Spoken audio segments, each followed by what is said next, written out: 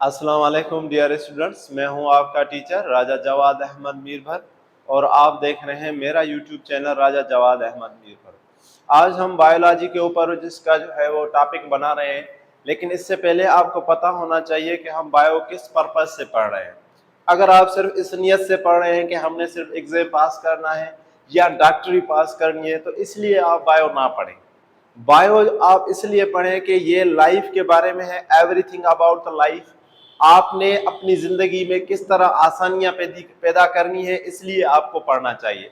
आपका जो भी सिस्टम है, ह्यूमन बॉडी का जो भी सिस्टम है, कौन कौन सी चीज है जो इसको खराब करती है और कौन कौन सी चीज है जो इसको ताकत अता करती है, इन सारी चीजों के बारे में आप इसको पढ़ें, ताकि आपको इंसान का, जानवरों का और पौधों का पोटेंशियल पता चल सके कि अगर आपने फ्यूचर में कोई मेडिसिन बनानी है, तब भी आप किंगडम प्लांटी को या फंजाई को या अलगी वगैरह को पढ़कर आप जो है वो उससे दवाई बना सके। या इंसान है या जो है वो जानवर है, उनके जो भी कोऑर्डिनेशन एंड कंट्रोल है, तो ये सारी चीजें आप इसलिए पढ़ें ताकि आप इंसानों की जिंदगियों में बहुत ज्यादा आसानियां पैदा कर सके, बीमारियों से आपको खुद को बचा सके और लोगों की जिंदगियों में बहुत आसानियां पैदा कर सके। और देखें कि किस तरह से अल्लाह सुब्हानहू तआला ने एक यूनिसेल्युलर से और एक मल्टी सेल्युलर से एक ऐसा सिस्टम बनाया है जो बहुत ही एडवेंचरस है।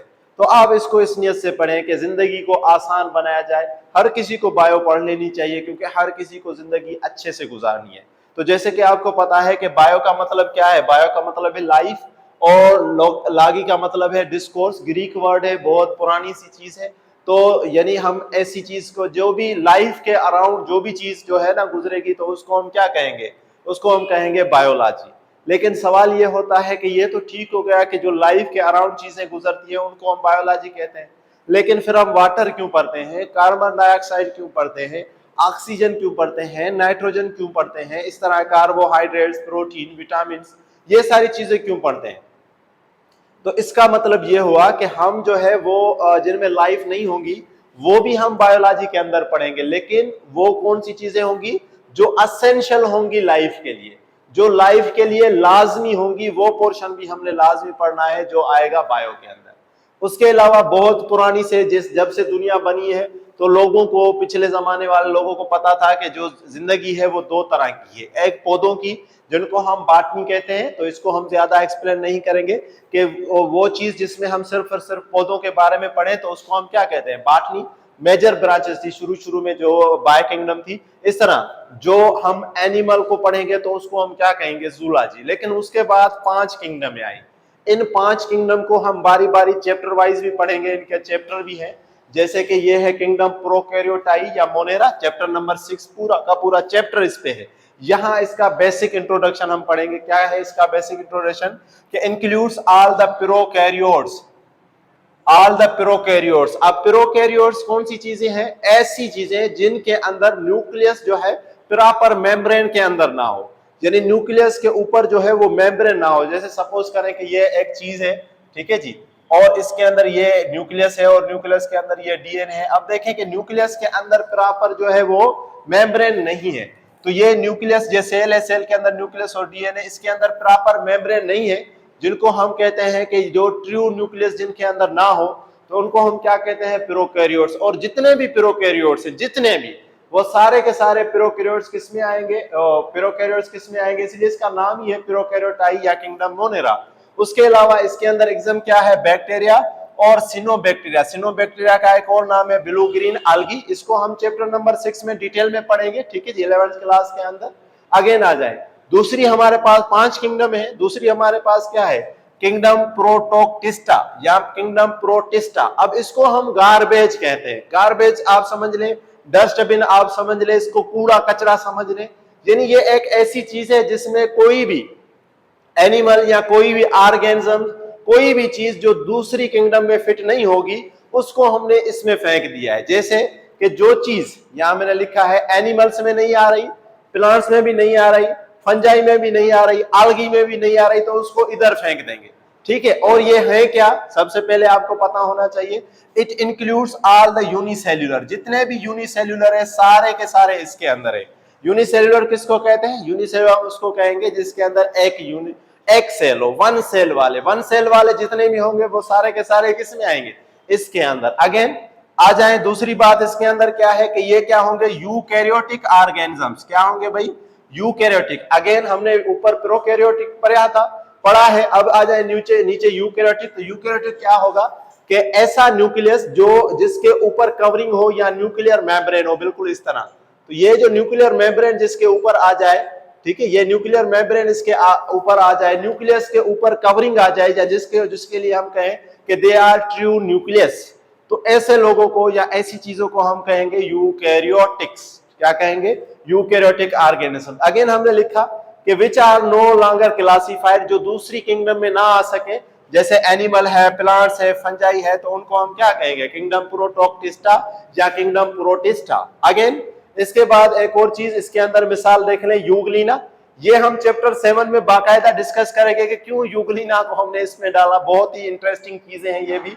पैरामीशियम है, कैल्मेडोमोनास है, प्लाज्मोडियम है, मल्टीसेल्यूलर आल्गी है। अगेन प्रिमिटिव फंजाई, प्रिमिटिव कहते हैं जो शुरुआती थे, पायोनियर जिनको हम कहें, जो पहले जमाने के पहले जिन्होंने स्टार्टिंग की थी, फाउंडर जिनको हम कह सकते हैं, वो फंजाई भी हम इसमें पढ़ेंगे। ठीक हो गया। तो यहां हमने एक चीज सीखी कि इसमें सारे के सारे जैसे बैक्टीरिया और साइनोबैक्टीरिया इसके अंदर आ जाएंगे, सारे प्रोकैरियोटाइट, और यहाँ जो है यूनिसेल्यूलर और सारे के सारे यूकैरियोटिक, लेकिन वो जो दूसरी किंगडम्स में ना आ सके। अगेन तीसरी हमारे पास जो किंगडम है, किंगडम फंजाई, ये हमारे पास चैप्टर 8 है, उसको हम डिटेल में पढ़ेंगे। यहाँ जस्ट इंट्रोडक्शन।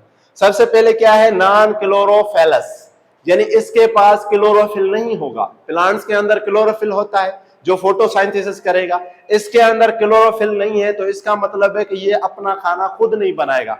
जब खुद नहीं बनाएगा तो यहाँ नीचे हमने लिखा है, वो मैं नीचे आपको बताऊंगा कि ये होगा हेट्रोट्रॉफिक। ठीक है, अगेन आ जाए, ये है मल्टी सेल्यूलर। अब यहां से यानी किंगडम फंजाई से, किंगडम प्लांटी से, किंगडम एनिमली से जो भी चीजें स्टार्ट होंगी वो सारे के सारे क्या होंगी, मल्टी सेल्यूलर।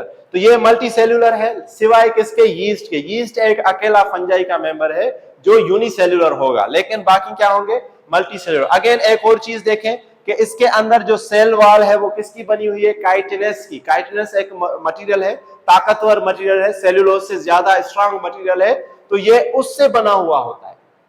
ये आपको याद करनी है कि फंजाई की जो सेल वॉल है वो किससे बनी हुई है, काइटन से या काइटिनस से। ठीक है, दूसरी बात जो हमने कही कि इसके अंदर नॉन क्लोरोफिल से, नॉन क्लोरोफिल का मतलब है कि ये खाना खुद नहीं बनाएंगे, तो ये क्या होंगे, हेट्रोट्रॉफिक होंगे, दूसरों का खाना खाएंगे या दूसरों को अपना खाना बनाएंगे। लेकिन हेट्रोट्रॉफिक तो है लेकिन एब्जॉर्प्टिव है। हेट्रोट्रॉफिक ये दो किस्म के होंगे, एक होंगे डाइजेस्टिव। डाइजेस्टिव का मतलब क्या होगा, जैसे हम ह्यूमन है, पहले हम खाना खाएंगे, खाना खाने के बाद उसको जिस्म में उसको डाइजेस्ट करेंगे, लेकिन ये क्या करेंगे कि खाने के ऊपर एंजाइम छोड़ेंगे। एंजाइम छोड़ने के बाद वो खाना गलने लग जाता है, फिर उसको जो है वो एब्जॉर्ब करते हैं, बाहर जो है वो खाने को डाइजेस्ट करके फिर इसको एब्जॉर्ब करेंगे। तो ये इसके अंदर है एब्जॉर्प्टिव हेट्रोट्रॉफिक। उसके बाद इसके अंदर क्या होंगे, definitely spores and gametes. Spores and gametes ये भी हम डिटेल में पढ़ेंगे, क्योंकि यहाँ पर ये अल्टरनेशन ऑफ जनरेशन होती है। तो स्पोर्स एंड गैमेट्स होंगे, दोनों इसमें चीजें होंगी, लेकिन ये दोनों को दोनों क्या होंगे, नॉन मोटाइल, चुरपुर नहीं कर सकते। और इसका जो एग्जांपल क्या है, एग्रीकश, मशरूम या यीस्ट या ईटीसी। तो ये ऑल अबाउट हमने यहाँ पर 3 किंगडम जो है वो कर ली, बाकी 2 किंगडम रहती है। आप इसकी स्क्रीनशॉट लें तो फिर वो भी हम कर लेते हैं।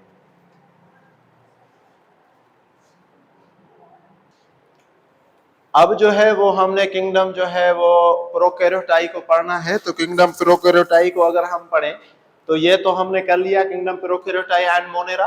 किंगडम प्रोटोक्टिस्टा एंड प्रोटिस्टा भी हमने कर लिया, किंगडम फंजाई भी। 5 किंगडम में बाकी 2 बचे थे, एक था किंगडम प्लांटी और दूसरा था किंगडम एनिमेलिया। ये चैप्टर 9th है और ये हमारा चैप्टर 10th है 11th क्लास का। तो यहाँ देखें, सबसे पहले अगेन ऑल यूकैरियोटाइट्स, इसमें भी ऑल यूकैरियोटिक। यूकैरियोटिक हमने पहले भी बताया कि जिसके अंदर ट्रू न्यूक्लियस हो, यानी न्यूक्लियस के ऊपर जो है कवरिंग हो, न्यूक्लियर मेम्ब्रेन हो, तो उसको हम क्या कहते हैं, यूकैरियोटिक। ये भी मल्टी सेल्यूलर है। अगेन ये भी किंगडम एनिमेलिया भी मल्टी सेल्यूलर, यानी एक से ज्यादा सेल के बने हुए हैं।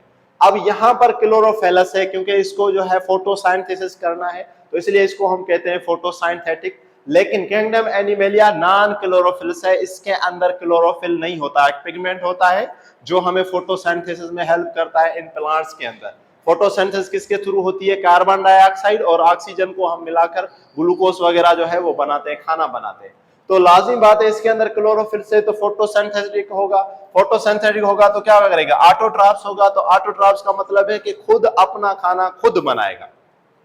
पौधे हमेशा अपना खाना खुद बनाते हैं, कोई उनको खाना खिलाता नहीं है। लेकिन जानवर क्या करते हैं? क्योंकि नॉन क्लोरोफिल से, तो इसलिए ये इनजेस्टिव हेटरोट्रॉफ्स है। हेटरोट्रॉफ्स यानी वो एनिमल्स या वो चीजें जो अपना खाना खुद ना बनाए, दूसरों को अपना खाना बनाए या दूसरों को खाएं, तो हेटरोट्रॉफ्स कहते हैं। दूसरा क्या? इंजेस्टिव। इंजेस्टिव का मतलब क्या है कि पहले ये खाना खाएंगे, खाना खाने के बाद बॉडी के अंदर ही या मुंह के अंदर ही या अपने जो है वो जिस्म के अंदर ही उसको जो है वो डाइजेस्टिव करेंगे। जबकि हमने जो पीछे पढ़ा था फंजाई, वो क्या था? वो एब्जॉर्प्टिव था, यानी पहले वो खाने को बाहर जो है वो डाइजेस्ट करके फिर वो खाता था, लेकिन हम खाकर फिर अंदर जो है वो डाइजेस्ट करेंगे। तो ये हमारे पास हेटरोट्रॉफी है। दूसरी बात ये है कि इसके अंदर जो है वो सेल वॉल होती है, वो हमने शायद यहाँ अभी नहीं लिखा, तो ये मैं लिख लेता हूं कि इसके अंदर जो है वो सेल वॉल होती है। किसके अंदर? किंगडम प्लांटी के अंदर, तो वो मैं यहाँ लिख लेता हूं। तो इसके अंदर सेल वॉल होती है, और सेल वॉल भी किसकी बनी हुई होती है? सेल वॉल बनी हुई होती है सेल्यूलोज की। किसकी बनी हुई होती है? सेल्यूलोज की। ठीक है जी, सेल्यूलोज की इसके अंदर जो है वो सेल वॉल बनी हुई होती है। जबकि हमने पढ़ा था जो है किंगडम जो है फंजाई, उसके अंदर सेल वॉल थी काइटिनस की। लेकिन एनिमल के अंदर कोई भी सेल वॉल नहीं होती। उसके अलावा एक और चीज देखें कि इनका जो है वो जाइगोट जो है वो अंदर ही होता है। जो हमारे पास पेरेंट होता है, 1 भी हो सकते हैं, 2 भी हो सकते हैं, तो जो एक जो है पेरेंट होता है उसके अंदर ही जाइगोट होता है। जबकि बाकियों के अंदर जाइगोट पानी में जो है वो तरता रहता है, तो जाइगोट इसके अंदर होता है और उसी के अंदर ही हम जो है एम्ब्रियो बनाते हैं। दूसरी बात, इसके अंदर क्या होता है? अल्टरनेशन ऑफ जनरेशन, यानी दो चीजें, स्पोरोफाइट बनेगा, गैमेटोफाइट, गैमेटोफाइट से फिर स्पोरोफाइट बनेगा, फिर गैमेटोफाइट। तो ये जो चीजें हैं ये इंशाल्लाह हम चैप्टर नंबर 9 में पढ़ेंगे। पूरा का पूरा चैप्टर है इसके ऊपर, यहाँ जस्ट हेलो हाई कर रहे हैं इसके साथ। एग्जाम्पल इसके moss, fern, pines, apple, sand, ETC. ये चीजें आपको याद होनी चाहिए। इनके ऊपर जो है वो डायरेक्ट एग्जाम में सवाल भी आता है। और इसके एग्जाम्पल क्या है? हाइड्रा, अर्थवर्म और ह्यूमन बीइंग। तो हाइड्रा आपको याद करना है। एक और चीज देखें कि टोटल दुनिया में जो लिविंग ऑर्गेनिज्म आज अभी तक है, मोर देन 1.5 मिलियन स्पेशी, इतने ज्यादा स्पेशी है। इसीलिए हमने इनको जो है किंगडम में तकसीम किया है ताकि इनकी हम आसानी से पहचान कर सकें। अब उसमें स्मॉलेस्ट कौन सा है? बैक्टीरिया, 0.0001 मिलीमीटर तक जो है वो स्मॉलेस्ट है। जब तक ये मिला नहीं था, जब तक माइक्रोस्कोप बनी नहीं थी, ऑप्टिकल माइक्रो, तब तक किसी को पता ही नहीं था कि एक ऐसी भी दुनिया है। तो आप ये भी समझ लें कि जो लोग खुदा को नहीं मानते, तो वो देख लें कि बैक्टीरिया को भी पहले कोई नहीं जानता था कि कोई चीज है। लेकिन जब हमने वो माइक्रोस्कोप इजाद की, तो हमने जब वो चीजें देखी, तो इस तरह खुदा को देखने वाले की भी ले भी एक अंक चाहिए ना। इन आंखों से तो हम उनको देख नहीं सकते ना, महसूस कर सकते हैं। अगेन, लार्जेस्ट जो हमारे पास जो है वो मछली है, वेल मछली, दुनिया के अंदर जो 40 मीटर उसकी लेंथ है और 50 टन वेट है। 1 टन के अंदर तकरीबन 25 मन होते हैं। इस तरह रेडवुड ट्री जो है वो सबसे ज्यादा बड़ा प्लांट है, जो जिसकी हाइट क्या है? 300 फीट हाइट। तो इस तरह आज हमने इस बायोलॉजी का इंट्रोडक्शन या इसे समझिए कि 5 किंगडम का इंट्रोडक्शन किया।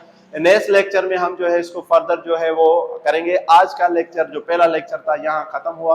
अगर कोई भी सवाल हो तो आप कमेंट करके पूछें भी सही। Thank you, thanks for watching.